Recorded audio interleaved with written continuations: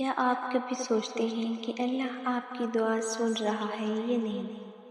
جب زندگی مشکل ہو جائے، راستے بند نظر آئیں اور دل ٹوٹنے لگے تو یہ سوال دل میں بار بار اٹھتا ہے۔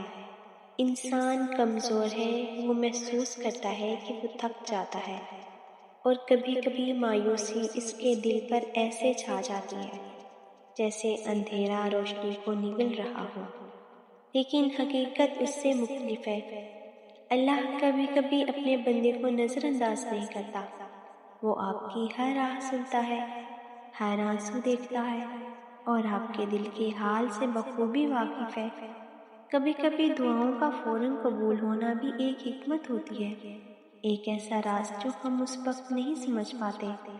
جب آپ دعا کرتے ہیں اور فوراً جواب نہیں ملتا تو یہ مت سمجھیں کہ آپ کی دعا رد ہو گئی۔ ہو سکتا ہے اللہ آپ کے لیے کچھ بہتر تیار کر رہا ہو، یا آپ کو کسی بڑی آزمائش سے بچا رہا ہو۔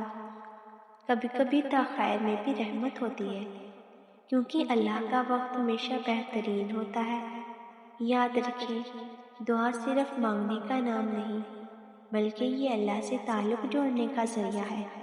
جب آپ سچی دل سے دعا کرتے ہیں تو آپ اللہ کے قریب ہو جاتے ہیں، اور یہی قربت اصل کامیابی ہے۔ اگر آپ تھک گئے ہیں تو رک جائیں، لیکن دعا چھوڑیں مت۔ اگر دل ٹوٹ رہا ہے تو اسے اللہ کے سامنے کھول دیں۔ وہی ہے جو ٹوٹے دلوں کو جوڑتا ہے، وہی ہے جو ناممکن کو ممکن بناتا ہے۔